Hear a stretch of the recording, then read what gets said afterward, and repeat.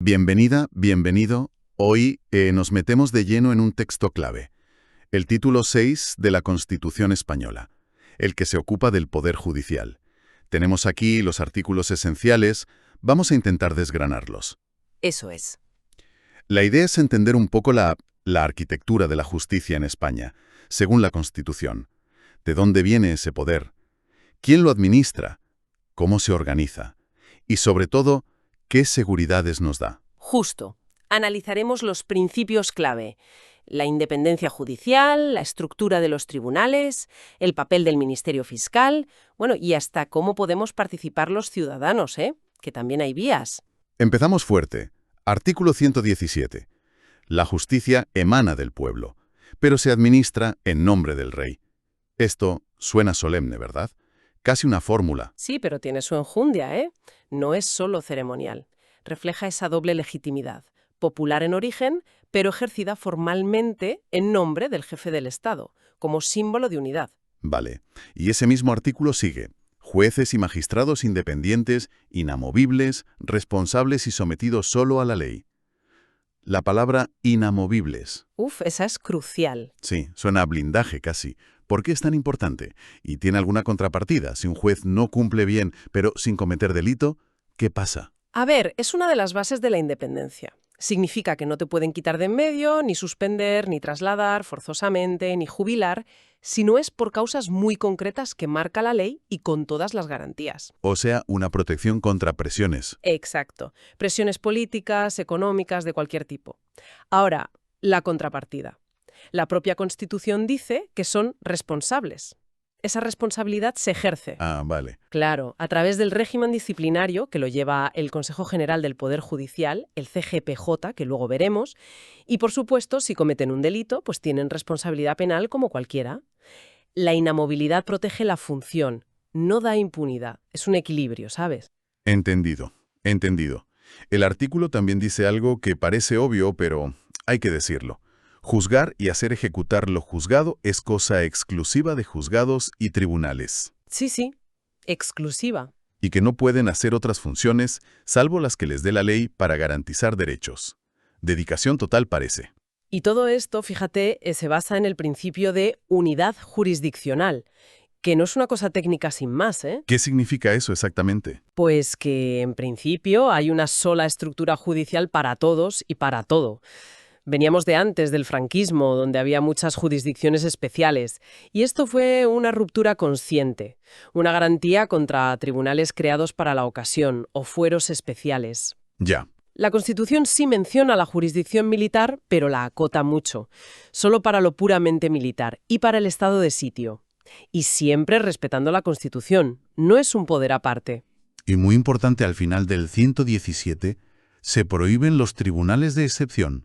Tajantemente. Eso es. Garantía básica. No se pueden montar tribunales a medida para un caso concreto. Vale, tenemos los pilares. Independencia, inamovilidad, unidad, nada de tribunales de excepción. Ahora, ¿cómo conecta esto con la gente? Artículo 118. Es obligado cumplir las sentencias firmes y colaborar con los tribunales. Hombre, claro. Si no, ¿para qué servirían las sentencias? Sería un papel mojado, ¿no? Exacto. Esta obligación asegura que el sistema funcione, que tenga efectos reales. Y ojo, no es solo para los ciudadanos de a pie. Vincula a todos los poderes públicos de forma especial. Hemos visto casos, ¿verdad?, donde el deber de colaboración ha estado en el centro. Sí, recuerdo algunos debates. Vale, obligación de cumplir, pero también derecho a acceder. Artículo 119. La justicia será gratuita cuando lo diga la ley y siempre para quien no tenga recursos. Esto funciona, nivela el campo de juego.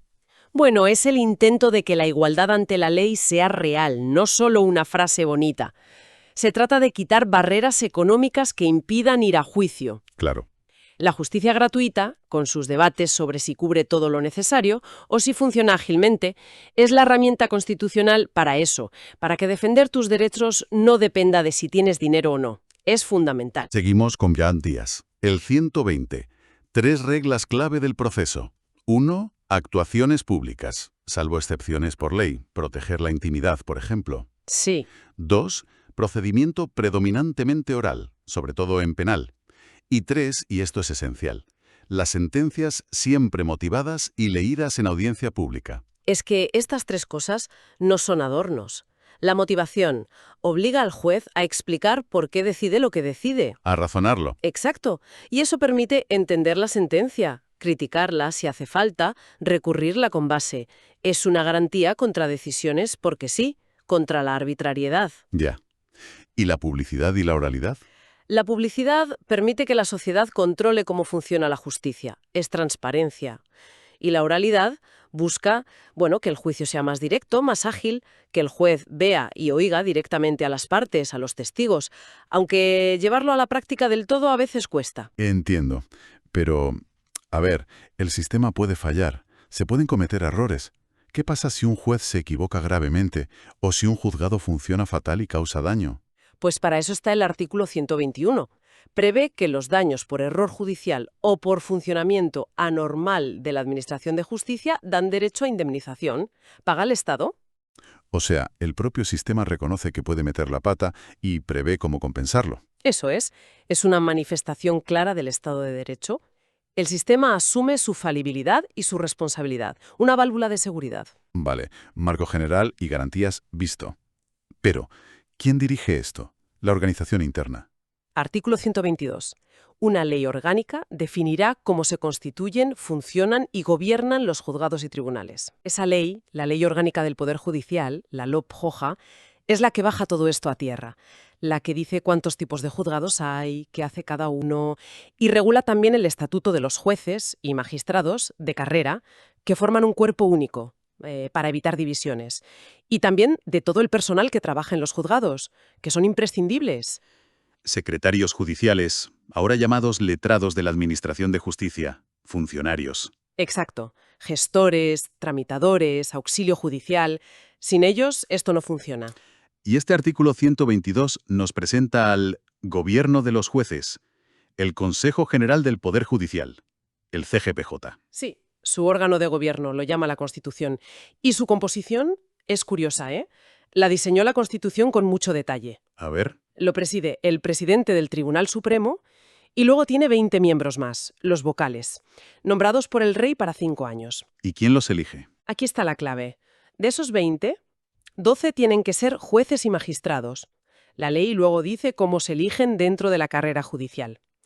Y los otros 8 no son jueces, Ah, ¿y quiénes son? pues son juristas de reconocida competencia, con más de 15 años de ejercicio, y los eligen las Cortes, 4 el Congreso y 4 el Senado. Y ojo al dato, ambas cámaras necesitan una mayoría de 3/5, una mayoría muy reforzada. O sea, una mezcla. La mayoría son jueces, pero una parte importante la elige el Parlamento con un consenso muy amplio. ¿Por qué esta fórmula tan enrevesada? Pues mira, es el intento de equilibrar dos cosas que a veces chocan: la independencia judicial, que los políticos no les digan a los jueces lo que tienen que hacer, y la legitimidad democrática, que un poder del Estado no sea una casta cerrada sin conexión con la gente. Claro. La idea de los 3/5 era forzar grandes pactos entre los partidos para esos nombramientos que no dependieran de quién gobernaba en cada momento. Si luego en la práctica se logra ese consenso o no, bueno, eso ya es otra historia que vemos todos los días. Ya veo. ¿Y qué hace este CGPJ? ¿Cuáles son sus funciones? Pues las funciones clave para la carrera judicial. Decide sobre nombramientos de jueces, ascensos, inspecciona los juzgados para ver cómo funcionan y lleva el régimen disciplinario. Vamos, gestiona la vida profesional de los jueces y controla un poco el sistema por dentro. Entendido. Si el CGPJ es el gobierno, el artículo 123 nos presenta al Tribunal Supremo, ¿no? La cima de la pirámide. Exacto. El Tribunal Supremo es el órgano judicial superior en todo. En civil, penal, administrativo, social, solo hay una cosa por encima en ciertas materias: el Tribunal Constitucional. Pero eso es para garantías constitucionales, es distinto. Vale. La jurisdicción del Supremo abarca toda España. Su función es unificar cómo se interpreta la ley en todo el país. Y fíjate qué curioso, se cierra el círculo. Al presidente del Supremo, que también preside el CGPJ, lo nombra el rey, pero a propuesta del propio CGPJ. Sí, hay una conexión directa ahí entre el órgano de gobierno y la cabeza del máximo tribunal. Refuerza esa idea de autonomía interna del Poder Judicial. Pero en la justicia no solo hay jueces. El artículo 124 habla del Ministerio Fiscal. Que a veces se confunde un poco su papel, ¿no? Sí, a veces la gente piensa que son jueces, pero no. El fiscal no juzga, su misión es otra. La Constitución dice que promueve la acción de la justicia. ¿Y eso qué significa? Pues que actúa en defensa de la legalidad, de los derechos de los ciudadanos y del interés público. También tiene que vigilar la independencia de los tribunales. Es como el abogado del interés general en el proceso. Ah, vale. Y actúa a través de esos propios órganos, no depende de los jueces. Y se rige por principios distintos. Unidad de actuación, todos los fiscales siguen la misma línea, y dependencia jerárquica, obedecen a sus superiores hasta el fiscal general del Estado. Eso sí, siempre sujetos a la ley y a la imparcialidad. Es una estructura más vertical que la judicial. Y esa diferencia se ve en cómo se nombra al jefe, ¿no? Al fiscal general del Estado lo nombra el rey, a propuesta del gobierno, aunque tienen que escuchar al CGPJ antes. No es como el presidente del Supremo que lo propone el CGPJ. Exacto, refleja que son instituciones distintas. El presidente del Supremo es la cabeza de un poder independiente. El fiscal general, cuya función está más ligada a defender la legalidad que marcan las leyes del Parlamento, y el interés público, que tiene un componente más político, pues tiene una conexión más directa con el gobierno en su nombramiento, aunque con ese contrapeso de oír al CGPJ. Son equilibrios constitucionales delicados. Interesante. Y llegamos a un punto que siempre llama la atención, la participación ciudadana directa. Artículo 125. Aquí se permiten cosas como la acción popular. Sí, que puedas acusar en ciertos delitos aunque no seas la víctima directa. Es una figura curiosa y muy española en algunos aspectos. Y sobre todo, el artículo 125 establece el jurado. El jurado, sí. La forma más directa de que se cumpla eso de que la justicia emana del pueblo. Ciudadanos normales y corrientes participando en juzgar. ¿En qué casos? La Constitución dice que para los procesos penales que diga la ley. Y hay una ley específica que lo reserva para ciertos delitos. Homicidio, algunos de corrupción de funcionarios, amenazas. Cosas así. Es un elemento democrático fuerte, aunque su funcionamiento práctico siempre genera debate. Y el mismo artículo menciona también los tribunales consuetudinarios y tradicionales. Sí, como el Tribunal de las Aguas de Valencia. Un reconocimiento a formas de justicia histórica, basadas en la costumbre. Luego, para investigar los delitos hace falta la policía. El artículo 126 habla de la policía judicial. ¿Cómo encaja? Pues aunque la policía dependa orgánicamente del Ministerio del Interior, cuando investiga delitos, actúa como policía judicial. Y en esa función depende directamente de los jueces, de los tribunales y de los fiscales. Son ellos quienes dirigen la investigación. Entendido. Son el brazo ejecutor en la investigación, por así decirlo. Eso es, para averiguar qué ha pasado, quién es el responsable, recoger pruebas, todo bajo dirección judicial o fiscal. Y para terminar, volviendo a la independencia, el artículo 127, un régimen de incompatibilidades muy estricto para jueces, magistrados y fiscales en activo. Sí, muy importante. No pueden tener otros cargos públicos y tampoco pueden pertenecer a partidos políticos ni a sindicatos. Prohibido el militar. Exacto. La ley regula su derecho a asociarse profesionalmente, pero la idea es clara: cortar cualquier vínculo que pueda poner en duda su imparcialidad o su independencia. Asegurar que están solo sometidos a la ley. Bueno, creo que hemos hecho un buen repaso a este título sexto. Si intentamos ver la foto completa, ¿qué nos deja la Constitución? Pues nos deja un diseño muy pensado, ¿eh? Sí, se ve una búsqueda de independencia clara. Jueces inamovibles, un órgano de gobierno propio, el CGPJ, con esa composición mixta que busca equilibrios. Una estructura jerárquica clara, con el Supremo arriba para unificar la interpretación de la ley. Roles distintos, bien definidos. El juez que decide, el fiscal que defiende el interés general. Y muchas garantías para el ciudadano. Que la justicia sea gratuita si no tienes recursos, que los juicios sean públicos, que las sentencias expliquen el porqué, que si hay errores se indemnice. E incluso, como decíamos, vías para que la gente participe directamente, como el jurado. Exacto. Es la arquitectura de uno de los 3 poderes del Estado, un pilar básico del Estado de Derecho. Cada artículo intenta hilar fino entre principios que a veces tiran en direcciones opuestas. Independencia sí, pero responsabilidad también. Eficacia, pero con garantías. Unidad, pero con participación. ¿Y cómo se resuelven esas tensiones en el día a día, en las leyes que lo desarrollan, en cómo actúan los protagonistas? Eso define la salud del sistema, ¿no? Totalmente. Define su credibilidad y su vitalidad democrática. Y para terminar, una reflexión que surge de todo esto. Hemos visto que la Constitución pide una mayoría muy alta, 3/5, en el Congreso y el Senado para nombrar a una parte del CGPJ.